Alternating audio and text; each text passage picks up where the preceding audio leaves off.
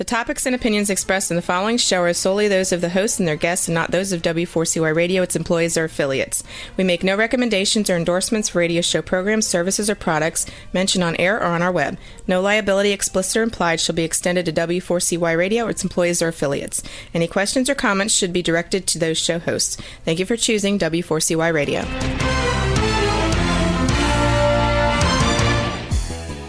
Welcome back, everyone, to the Geeks, Geezers, and Googlization Show, the home of Googlization Nation, where we talk with HR and business thought leaders about the crazy shift going on in the world of business, technology, and HR.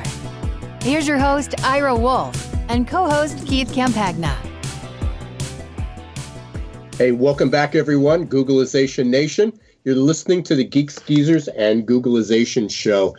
We do continue the hope that each of you, your teams, your families are safe and staying healthy. It's pretty crazy out there and getting a lot more challenging to do. Each week I try to figure out what to open with. And I guess, hey, Tony, we'll be with you in just a minute. Thanks for joining us. Welcome to the show, Tony. Yep. So we'll hang in there. So one of the things that we do is, I always look for something that stands out. What's odd? What's something that I didn't expect that sort of blew me away? And certainly, the numbers and the pandemic and change and, all that stuff. But this the other day just floored me. And it was about fax machines. And when the headline is that one of the problems that we're having in this country, I don't know if it's around the world, but at least in this country, with getting the pandemic under control is because all these health agencies and government agencies and hospitals and medical offices and laboratories are still using a fax machine, not just fax, but a fax machine that, all our information is transmitted by paper. And it gets piled up. And if you remember the old days, people would get upset and the fax machine was on, pretty much 24/7. And if you walked away for a minute, there'd be a pile of papers and they're laying all over the floor. And you talk about an anachronism. You talk about something that just, I don't know why that story just blew me away. Keith, I don't know if you have any thoughts on that, but I know we're deep into technology and we're sort of blown away by people still tracking stuff by spreadsheets and email. Yet this is pretty critical when our healthcare system's contingent on a fax machine. Well, I mean, first and foremost, the theme of our podcast is the future of work. So you and me are always thinking about the next thing, the progressive steps, right? You look at, it almost doesn't surprise me for two reasons. One, my experience working with healthcare businesses, healthcare networks, and the overall, even if I was to tie in social services component of healthcare, there's been such a disproportionate allocation of money. If it's a healthcare network, all the money goes into maybe the development, maybe the board of directors. There's certainly maybe a podcast full of that stuff. But then on the social services piece, there's just not enough money to go around, and they've always been super lagging as it relates to the kind of technology they use. So am I shocked by that? Yes. Does it surprise me? No. But these aren't just social services. I mean, some of these are for-profit businesses that still they're still transmitting information by fax. But think about this. Think about when we had Dave Bookbinder on, right? We're talking about how do you evaluate the value of an organization? And how there's this massive, well, maybe not massive, but there's a beginning trend where they're looking outside of the financials. Anybody can make financials shape a company to look better than it is. No, we see that a lot. Right. And some of them get got. If you told me that there were people that were using fax machines, I would have to ask why they're there, because I don't want to be too aggressive with my instinctive reaction. But I wonder if they're there because there's no other better option. Well, then I want to wonder, what kind of leadership do they have? What's their turnover rate? What do their clients or the market they serve say about them? Are they just a bunch of miserable people that are walking around the work environment just collecting a paycheck? That just screams the opposite in terms of what it is that, we perceive as being a positive and productive work environment. So I can't help but think, and I keep pulling this quote out over and over and over again, and it's from Warren Buffett. So most of you are probably familiar with Warren Buffett. But his quote was, "Only when the tide goes out do you discover who's been swimming naked." And there's a lot of people standing. There's a lot of people standing naked. There's a lot of businesses that processes, for example, and that's why I wanted to bring up the fax machine. That the fax machine, it was working. And, we're not saying these are good or bad people, but the fax machine was working. Oh, we'll get to that next year. Oh, we check with our clients. They don't feel safe sending this information over email. So we'll continue doing it over fax. Not that it was safe on a fax machine, because once it got there, people could pick up the paper and transmit it. Yeah. Right. So there was a whole sense of security, but people got comfortable. They got complacent. And right before we went on the air, I got this email from somebody that I followed, Daniel Burris, and it was complacency kills innovation, or stifle. It was beyond stifles. It wasn't kills and it wasn't stifles, but I can't remember the word. But it shuts down innovation, and that's part of the challenge. And then all of a sudden, you have this pandemic, or what you and I were talking about for years, was the technology revolution and the Googleization and so forth. And what happened is it happened overnight. It didn't happen gradually. And when it happened overnight, it just rolled back how bad a lot of processes were. And one of those processes, happened to be how we transmit. And it just broke down. And then, what you and I typically are talking about is talent acquisition and talent management, of using emails and spreadsheets and doing things the old way, and even job boards and the old traditional application, and even once you get people on board, onboarding. Utilizing technology to fix the problem, not to basically to be part of the solution, but buying the technology expecting all your problems are going to go away. And, and not measuring how successful it is, which is what you're doing a lot with the ROI shop.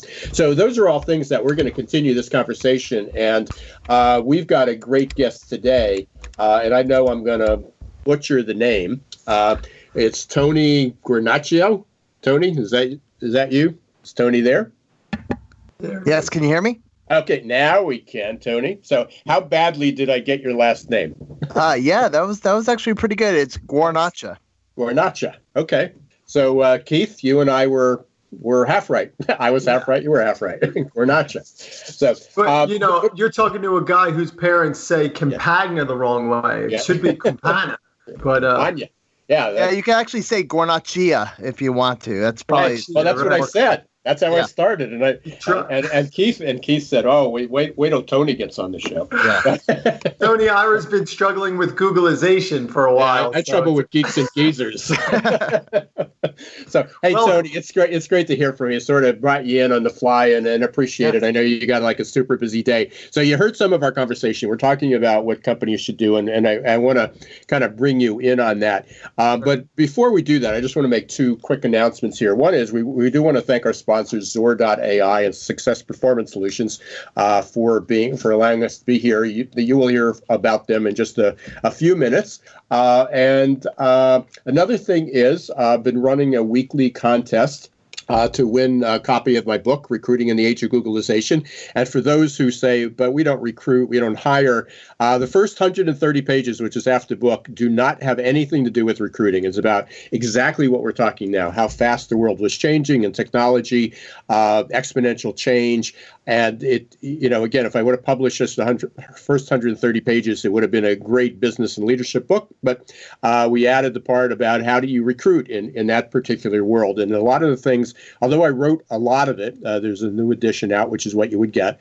What I wrote about in 2017 was about how the world was going to change due to technology. Well, it has, but we didn't expect the pandemic. And the pandemic just accelerated everything. So a lot of things in the book are, fortunately or unfortunately, came true a lot faster than we anticipated. But to get a free copy, all you need to do is pull out your mobile phone or your tablet and text the number 64600, and the code is G Nation, as in Googleization Nation, but it's short, G Nation, GNATION, to 64600. You'll be entered into a contest, and every week there'll be a new winner. So we can go from there. And so let's get back to Tony. You've got a company called Democratize Marketing. Am I correct? Well, the company's results trained. Our mission is to democratize marketing. Oh, okay. So thanks for getting me straight on that. So you basically tell a little bit of a story, because you got into this because as a kid, your parents had an experience which sort of was your motivation. It was the reason that you decided to democratize marketing.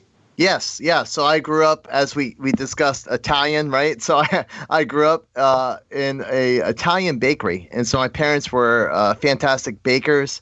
Unfortunately, at the age of 12, we lost everything. What I find with a lot of businesses, there's certain things they don't know, and what they don't know can sometimes kill the business, and that's what happened to us. And so we, meaning myself, my mother, and my father, had to move into my oldest sister's basement and live for a while until we rebounded.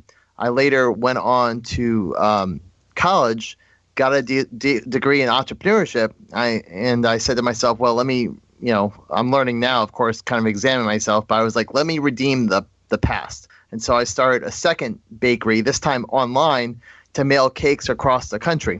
And we had a decent level of success. We got the best new product at the New York Incentive Show, and then went on from that to get a lot of great publicity and landing clients like Jennifer Lopez, Jay-Z, mailing cakes for IBM and to Microsoft. Great companies. Unfortunately, I later discovered that there were certain areas that I didn't know. And so, I learned that college doesn't teach you necessarily everything you need to know. And so when I was newly married with a baby on the way, that business went out. And so I lost everything, a second time. And I said to myself, I don't know what I'm doing. And I also said to myself, who does? Like, who knows how to run a business properly? And that's when I went on over a 10-year journey to work with some of the best companies in the world. And it's quite an impressive list. I think I'm looking at your one sheet here: Google, Microsoft.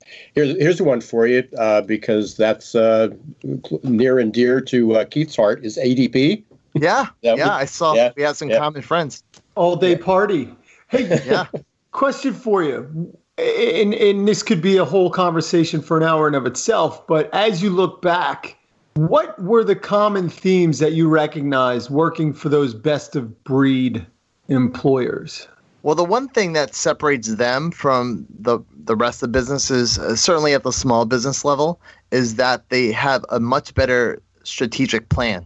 And I use both those words together because they're both purposeful. Number one, they have a strategy. So they have a plan of what they're going to, they have an idea of how they're going to accomplish their mission, what specifically they're going to do.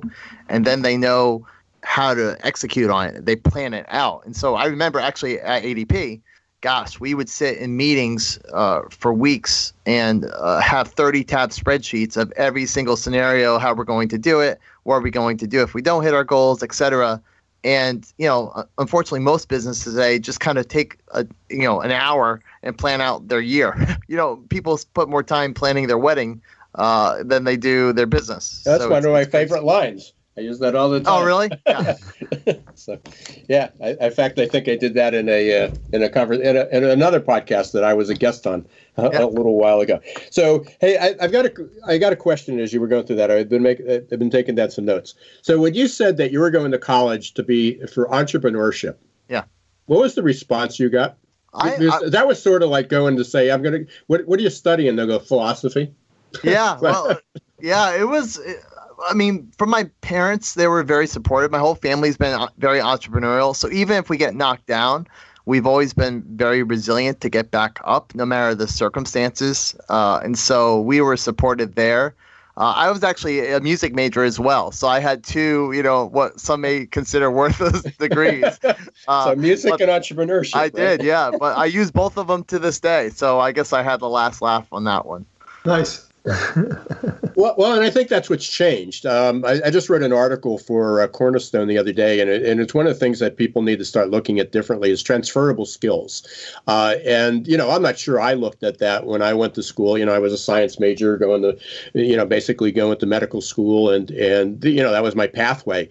And so you sort of get on this one track. And I remember getting there on the first day at dental school, and one of the guys, his major was philosophy. He came from Penn State.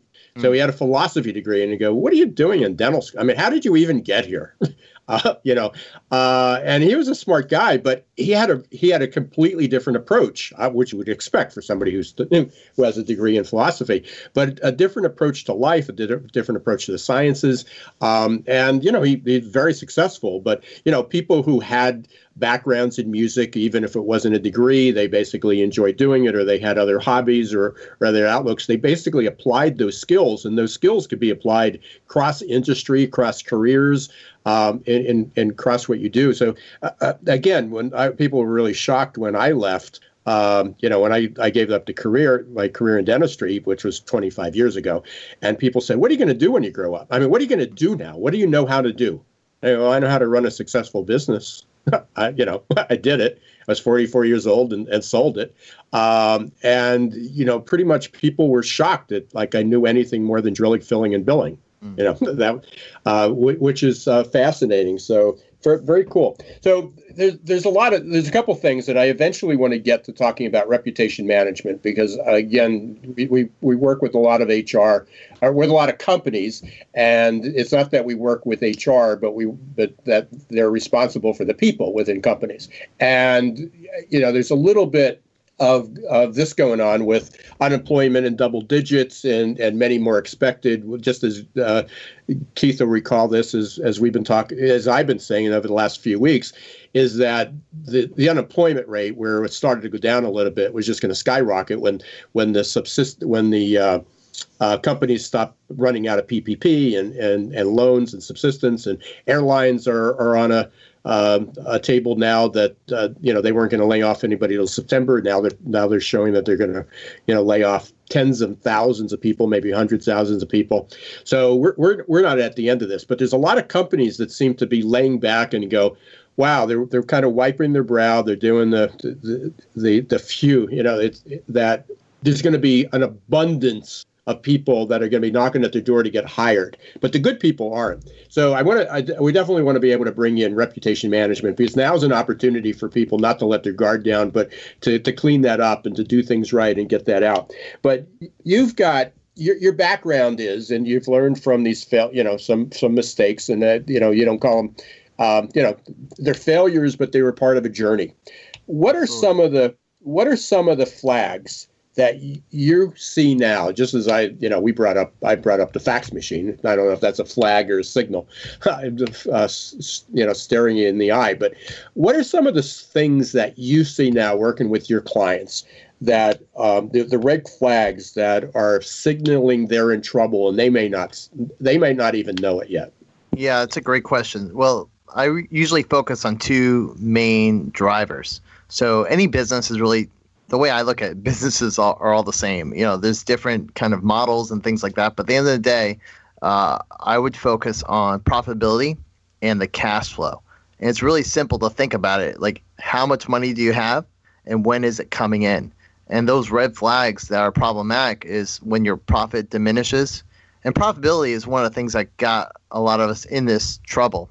And this is where, much like from a personal financial standpoint, you want to have some reserve in the bank, months out, ideally 6 months or if not more. Look at the best companies in the world, right? Apple has a tremendous war chest of money.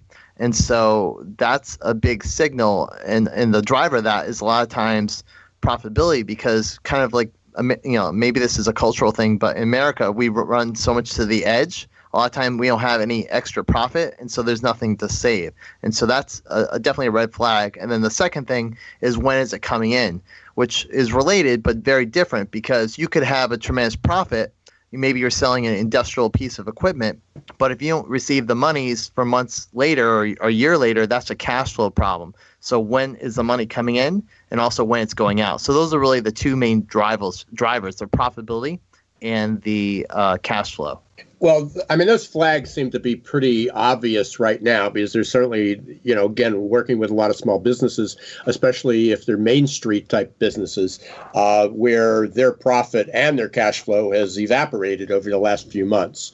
And again, your family, your family was in that situation at one time, and so were you. What are some things that you would suggest? I mean, what are some tips that you can offer? Because it's like, hey, next time this happens, we'll be better prepared. What do they do this time? Well, you want to kind of manage that. And again, I'm talking to small businesses, primarily Right. in this specific outcome, but really this is a global problem, right? So how many large companies are in a bad position? I mean, I was just looking, I was talking to my wife the other day.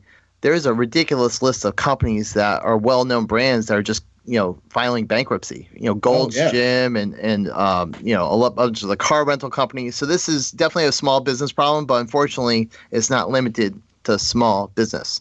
But what do you do about it? Well, I would focus on your profitability. Actually, from an ADP perspective, and I'm sure Keith will back me up on this, but one of the best things I learned there was the value of a recurring business model. And so this takes a little bit of pressure off, because if you have your model where you have money coming in on a consistent basis, that's a huge help in predictable revenue, so that you can grow more steadily.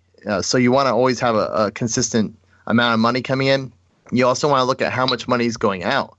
And so that includes things like for instance, one of the first things I did when COVID hit and I realized it was going to be a financial problem, I audited all my expenses.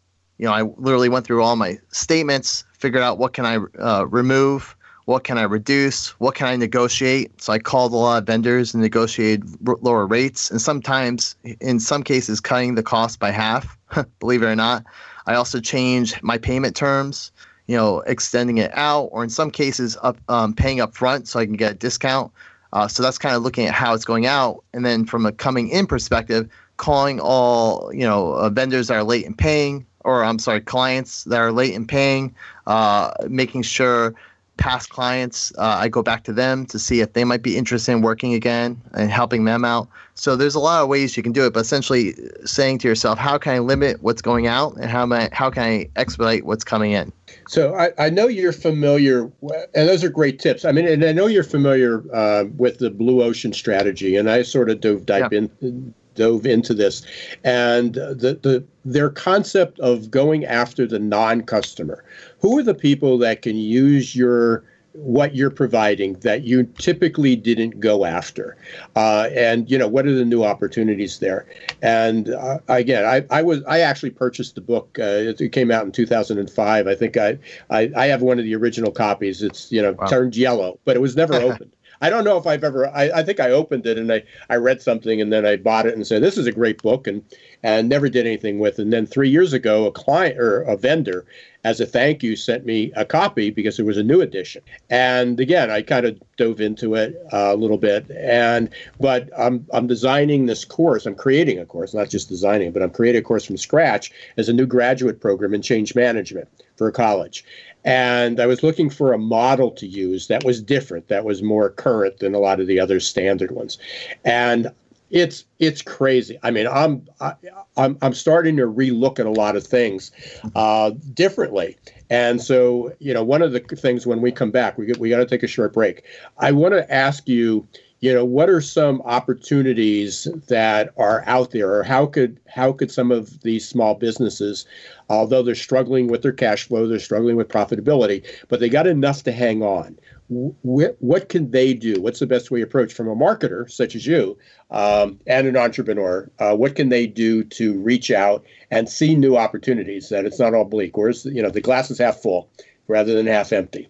So you are listening to the Geeks, Geezers, and Googlization Show. You're with Keith Compagna, my co-host, and our guest today is Tony Guarnaccia. We'll see how close I got to that one. We're going to take a short break. We're going to hear from our sponsors, Zor.ai and Success Performance Solutions. So stay right where you are. We'll be right back in less than 2 minutes.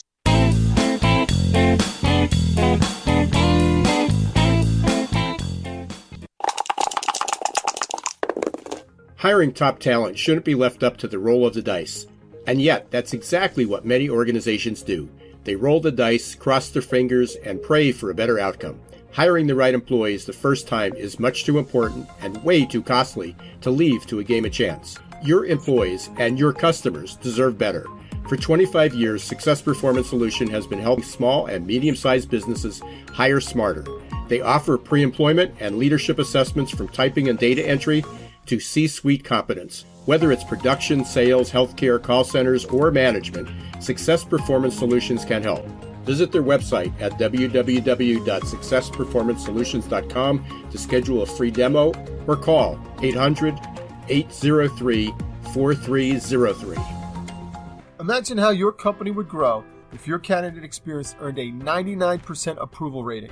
Well, to get to 99%, you need the 3 best letters in recruitment technology, XOR. Zor's text bots, chat bots, and audio bots increased IKEA's candidate conversion rate 455%. Zor decreases candidate drop-off rates, improves your candidate experience, and collects analytics for future strategy. To learn more, check out Zor.ai. That's XOR.ai.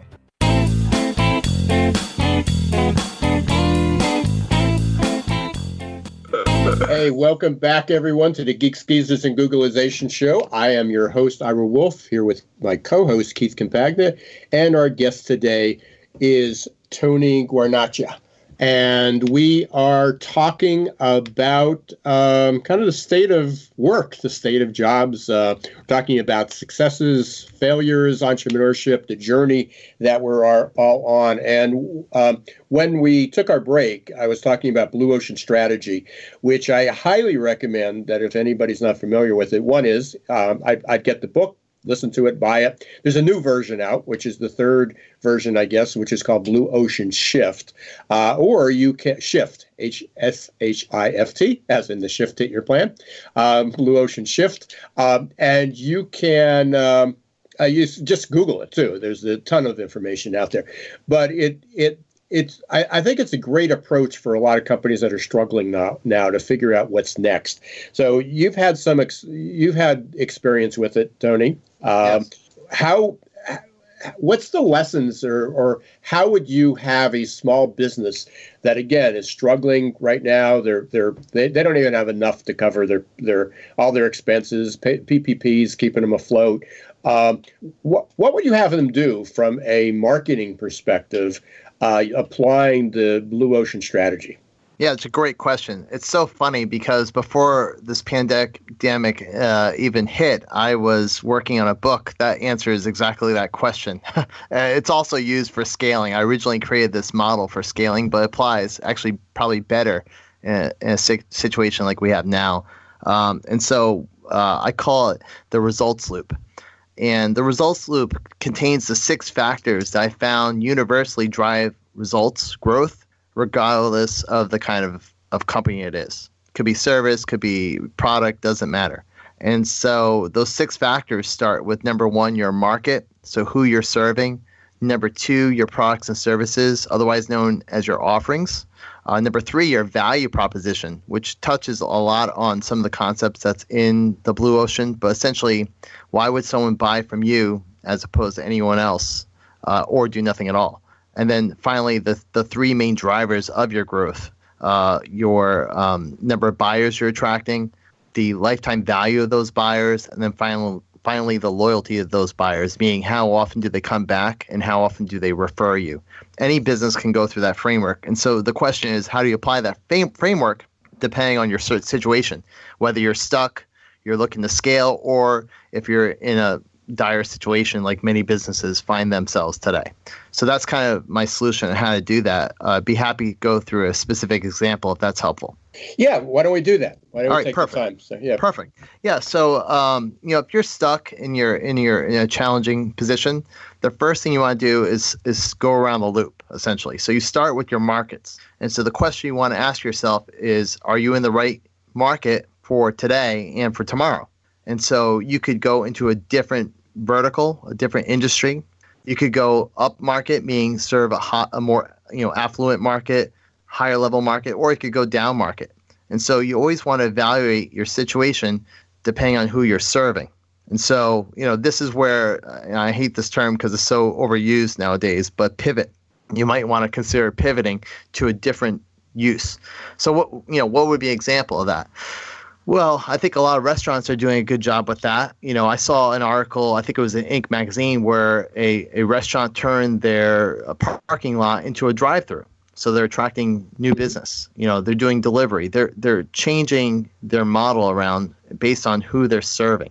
In some circumstances, and this goes into factor number 2, which are your products and services, because your product and services should be tied to the market you're serving. So if you're trying to, serve a higher end market and you want to go up market, which may sound like a crazy idea, but sometimes that's actually the better idea. Even if there's less money, the people that have money are usually a good place to go, right? So why not go up market?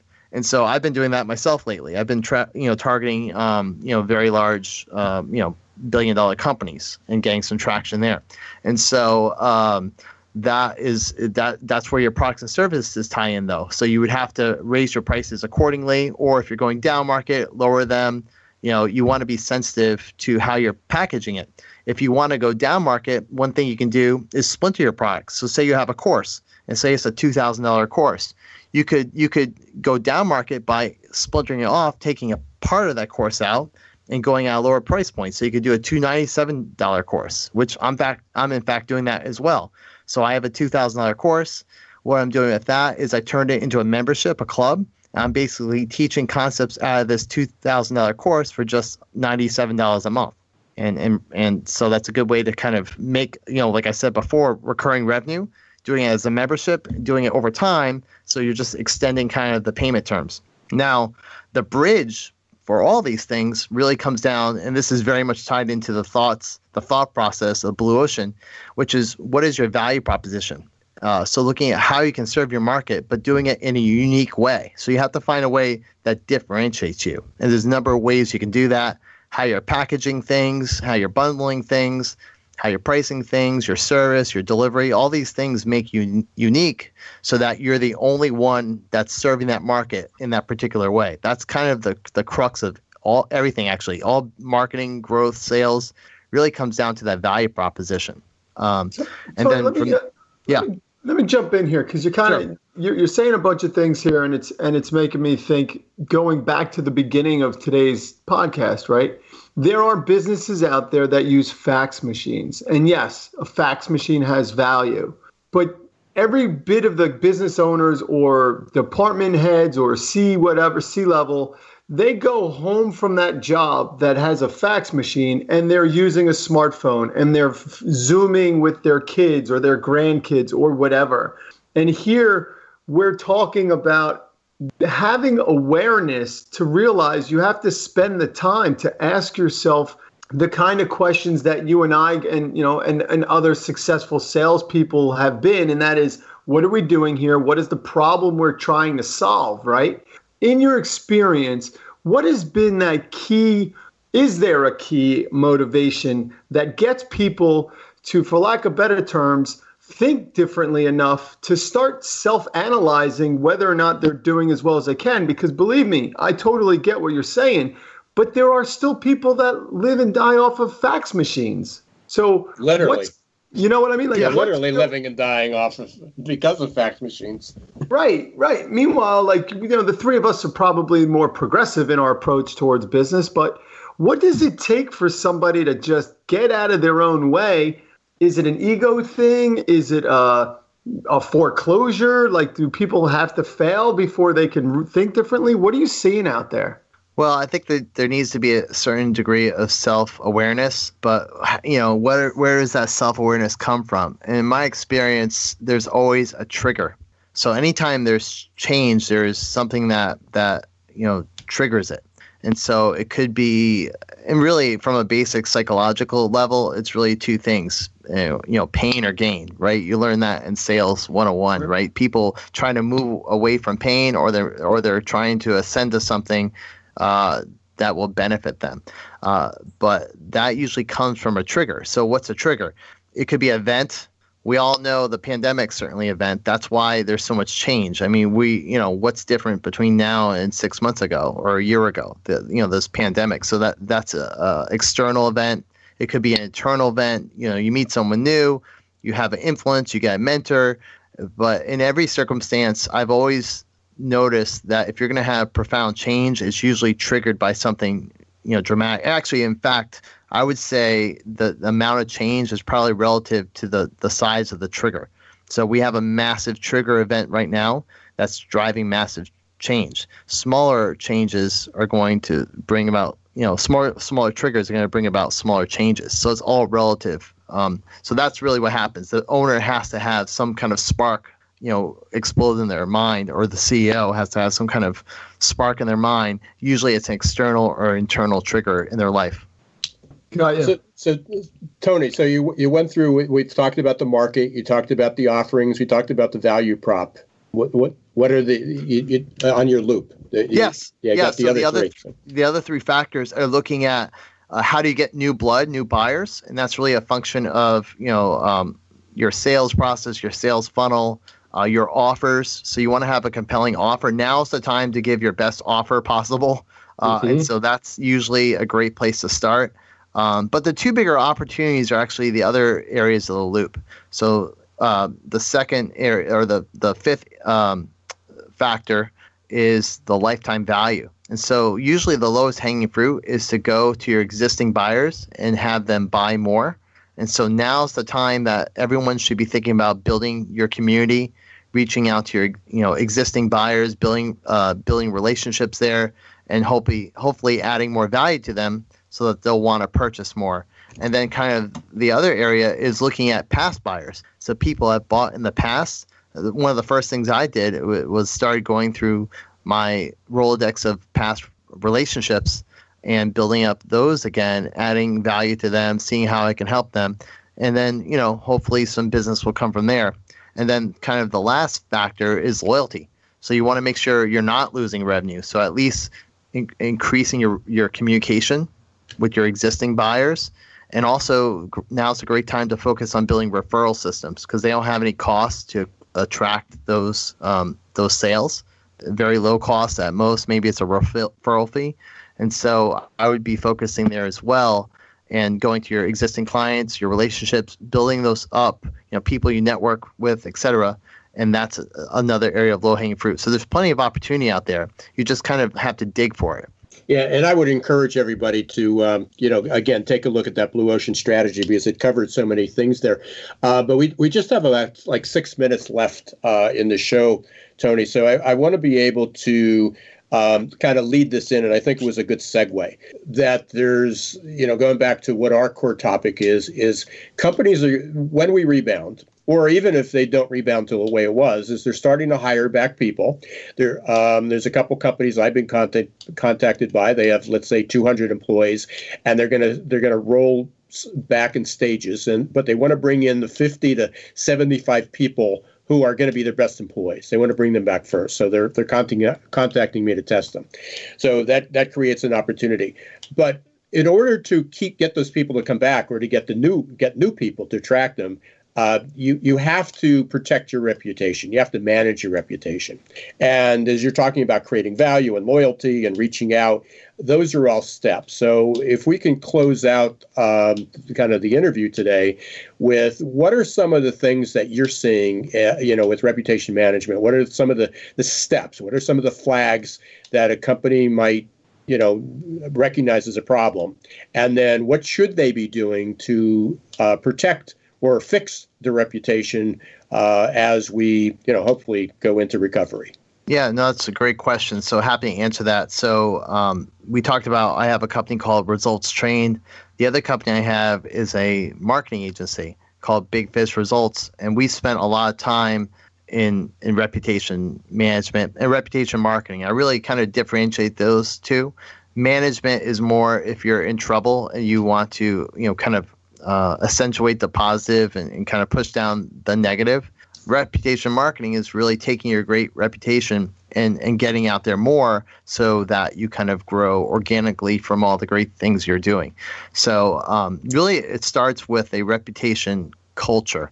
So within the culture of the organization, you want to have, well, the most obvious thing is you want to start with happy employees. And that's a whole other topic on its own.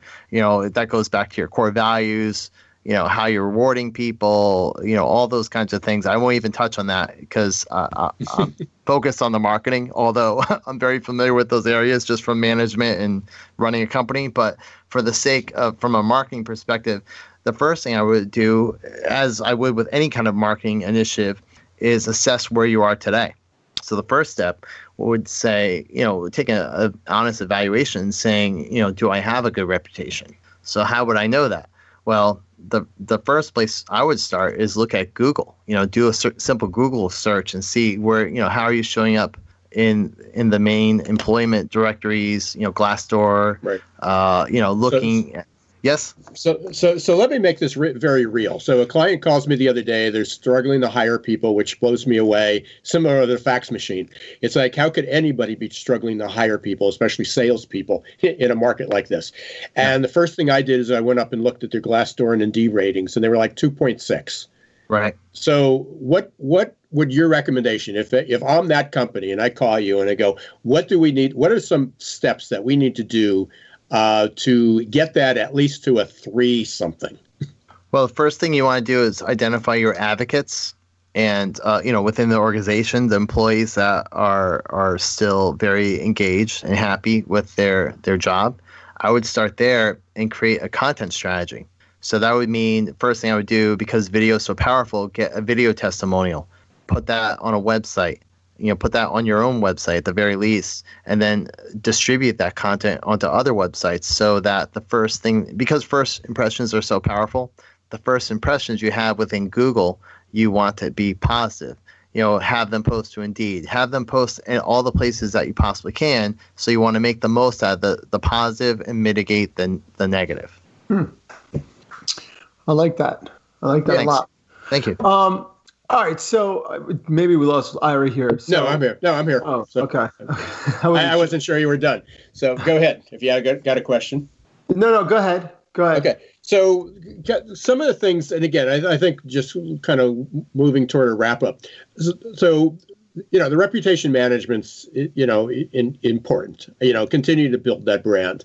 Identify that, get out. And there's certain things that companies can do, bosses can do, managers can do, but to go along there is just reach out. Sometimes talk to people, make sure everybody's doing okay.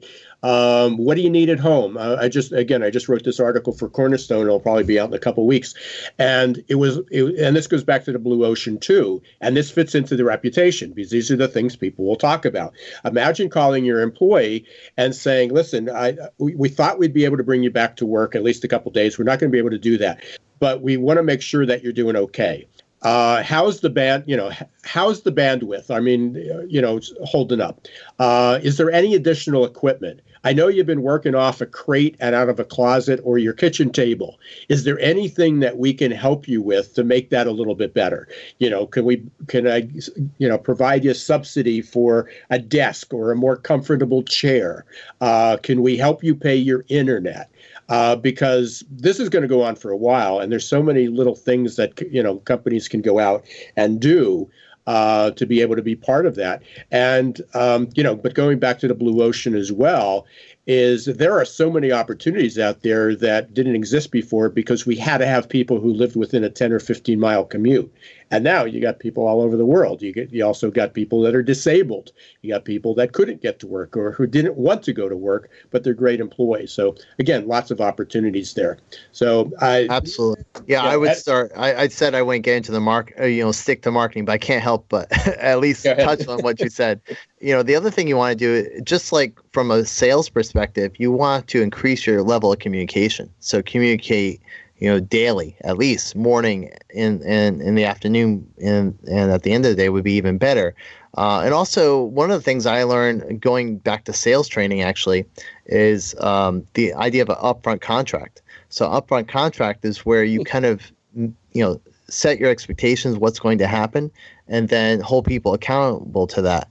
And so one of the things you want to be doing if you're, say, for instance, furloughing people, saying, here's, our plan, this is what we're going to do. We're planning on furloughing you to X time, say it's November 1st, and this is when we expect to have you back, November, 2nd, or, what have you. And then as it changes, God forbid if that date gets pushed back, then communicate that. So the more you can communicate up front and let everyone know, because that settles a lot of people down and builds more confidence in you as a leader.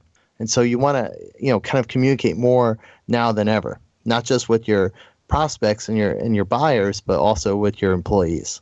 Yeah, absolutely. And that's a great place to sort of, we got to kind of wrap up here, but of laying out expectations. It doesn't matter if you call it an upfront contract, but it's just being sure everybody understands what it is, being transparent with everybody. And if you don't know, then you got to share that too. But what's everybody's expectations? So Tony, this has been a great conversation. Just as when you and I talked a couple weeks ago, we can go on forever. But how can people continue this conversation with you if they want to reach out, learn about you, reach out to your company? Yeah, no, that'd be great. Probably the first thing I would suggest you do is learn a lot of these concepts. So I took all the best concepts that are coming up in my book called Small Steps to Grow Profits and put them in a manifesto. So a lot of these things I talked about today are in that manifesto, and you can download that by going to smallstepsmanifesto.com. And then aside from that, if anyone has questions that I wasn't able to address today, you're more than welcome to have you email me at tony@meettonyg.com. That's a lot easier to do than Guarnaccia. Yeah, that was a good domain I bought. So very good. I had a great time talking today, and I love ending with an upfront contract. It's expectations, it's common sense, and it's repeatable, right? Yes. Just like everything else that's out there that's working.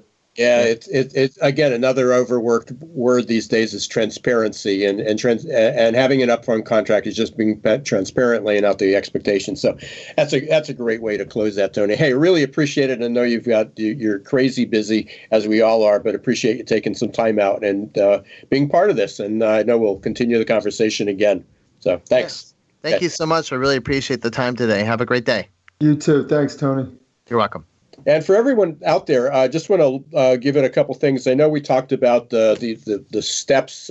Some people think that they're failures and you can't have any failures in life, but there's mistakes. We're all on a journey. And a lot of this, you might have heard me mention it before, was about the growth mindset, versus the fixed mindset. The fixed mindset's afraid to make mistakes. Growth mindset is that we're going to make mistakes. It's going to happen anyway, and that we got to continue to move on.